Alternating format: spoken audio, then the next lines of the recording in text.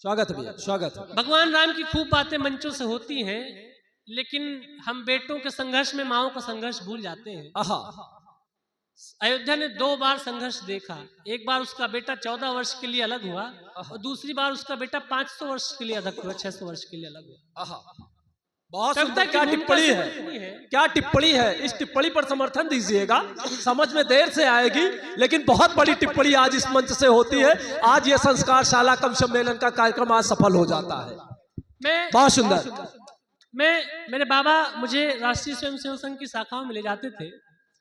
मैं कुछ ऐसे भी लोगों से मिला जो राम मंदिर के आंदोलन में कार सेवक के रूप में भी जुड़े रहे। उनकी आंखों में एक स्वप्न ऐसा था जो उन्हें लगता था कि उनके जीवन काल में पूर्ण नहीं हो पाएगा। मैं पहली बार जब अयोध्या दर्शन करने गया तो एक कच्चे से चबूतरे पे फटे से तिरपाल के नीचे भगवान राम जी की विग्रह वहां पर उपस्थित था। मैंने अपने जीवन में नहीं सोचा था कि इनका भव्य मंदिर में बनता हुआ देख सकूंगा। हमारे घर में बाबा कहते थे कि अयोध्या बहुत अभागन है, पता नहीं क्या हुआ है, क्या कारण है कि उसमें वो चमक नजर नहीं आती। जैसी काशी में वृंदावन में देखते हो चमक, वैसी चमक अयोध्या में नहीं नजर आती। इसी भाव भूमिका का एक छोटा सा गीत पढ़ता हूं, सुनिए। वर्षों तक जिसके हिस्से में अनचाहा वनवास रहा, वर्षों तक जिसके हिस्से में अनचाहा वनवास रहा, और समय ऐसे भी देखे स्वयं समय भी दास रहा। वर्षों तक जिसके हिस्से में अनचाहा वनवास रहा, और समय ऐसे भी देखे स्वयं समय भी दास रहा। इतनी दूर गया वो ही जो मन के सबसे पास रहा, इतनी दूर गया वो ही जो मन के सबसे पास रहा हो। इतनी चोटें सही कि जैसे मूरत कोई तराश रहा, इतनी चोटें सही कि जैसे मूरत कोई तराश रहा। जान किसकी नजर लगी थी, जान किसकी नजर लगी थी, कितनी पावन रही अयोध्या। जान किसकी नजर लगी थी, कितनी पावन रही अयोध्या। पुरखों से सुनते आए थे बड़ी अभागन रही अयोध्या। पुरखों से सुनते आए हैं बड़ी अभागन रही अयोध्या।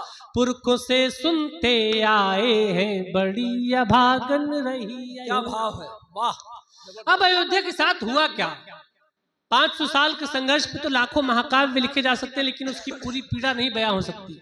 लेकिन 4 पंक्तियों में कि अयोध्या के साथ क्या हुआ, 4 पंक्तियां सुनिएगा। पुरखों से सुनते आए हैं बड़ी अभागन रही अयोध्या।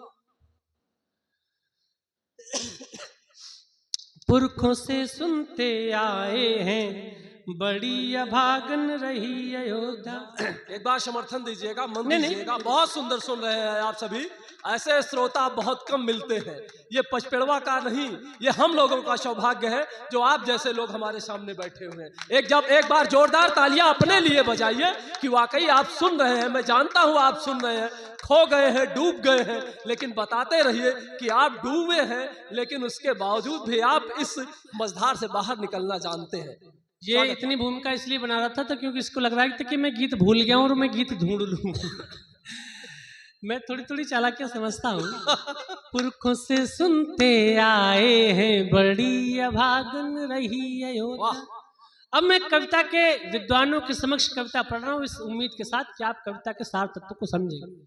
पुरखों से सुनते आए हैं बड़ी अभागन रही अयोध्या। अतिवादों ने सच्चाई की, अनुने विनय कभी ना मानी। अतिवादों ने सच्चाई की, अनुने विनय कभी ना मानी। वर्षों तक चलती आई फिर सही गलत में खींचा तानी। अतिवादों ने सच्चाई की, अनुने विनय कभी ना मानी। वर्षों तक चलती आई फिर सही गलत में खींचा तानी। सही बात सहमी रहती थी, चिल्लाती थी गलत बयानी, सही बात सहमी रहती थी, चिल्लाती थी गलत बयानी।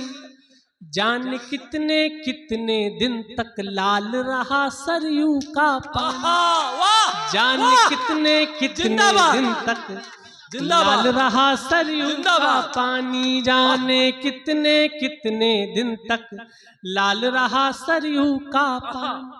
राजनीति के काले मन का, राजनीति के काले मन का उजला दर्पण रही अयोध्या। पुरखों से सुनते आए हैं बड़ी अभागन रही अयोध्या, पुरखों से सुनते आए हैं बड़ी अभागन रही अयोध्या। जिंदाबाद। जमुना प्रसाद उपाध्याय जी ने कहा कि नमाजी भी नहीं है जो, पुजारी भी नहीं है जो, वही मस्जिद व मंदिर में सदा गमगीन रहते हैं। और अयोध्या है हमारी और हम सब अयोध्या के, मगर सुर्खी में सिंघल व शहाबुद्दीन रहते हैं।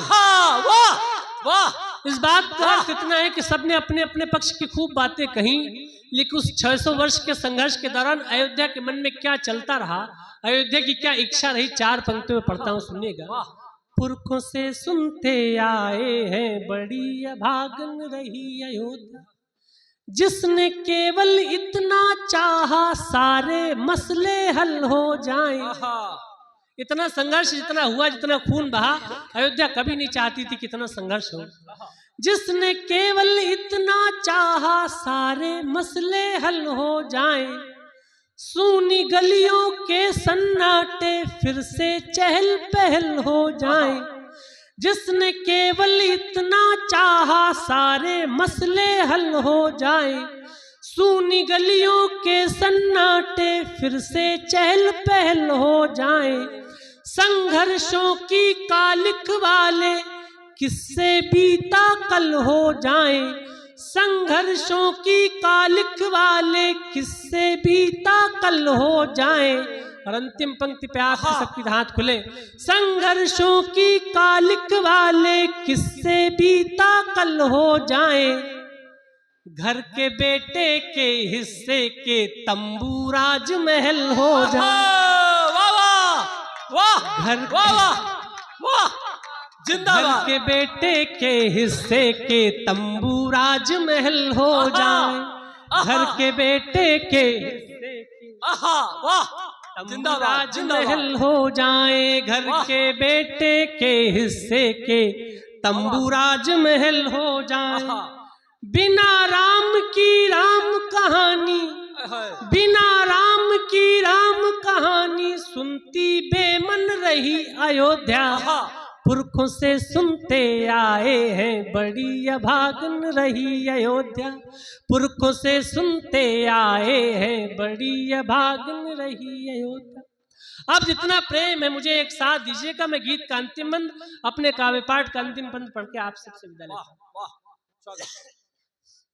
पुरखों से सुनते आए हैं बड़ी अभागन रही अयोध्या। हमारे यहाँ कहा जाता है कि अयोध्या को अभिशाप लगा है, लेकिन किस बात का अभिशाप लगा है मुझे कारण तो नहीं पता, लेकिन दो तीन बातें समक्ष आती है मेरे सामने, वो मैं आपके समक्ष रख देता हूँ, सुनिएगा।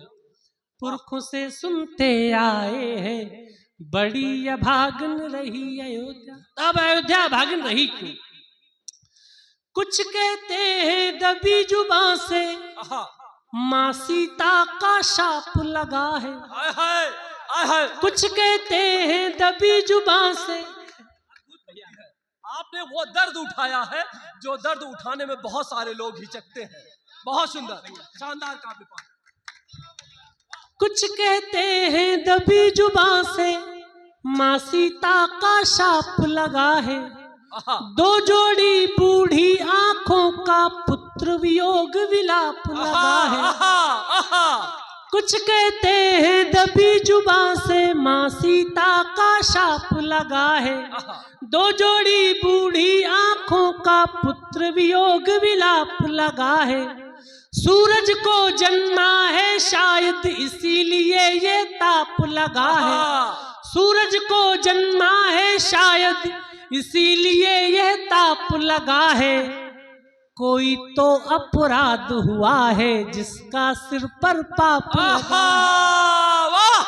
जिंदाबाद। तो अपराध हुआ है जिसका सिर पर पाप लगा है, कोई तो अपराध हुआ है जिसका सिर पर पाप लगा है, कोई तो अपराध हुआ है जिसका सिर पर पाप लगा है। जिंदाबाद। देव और दानव दोनों का, अंतिम दो पंक्तियों भरपूर प्रेम देके मुझे विदा करिएगा। देव और दानव दोनों का, देव और दानव दोनों का सागर मंथन रही अयोध्या, पुरखों से सुनते आए हैं बड़ी। जिंदाबाद जिंदाबाद। बहुत जय जय श्री राम, जय जय श्री राम।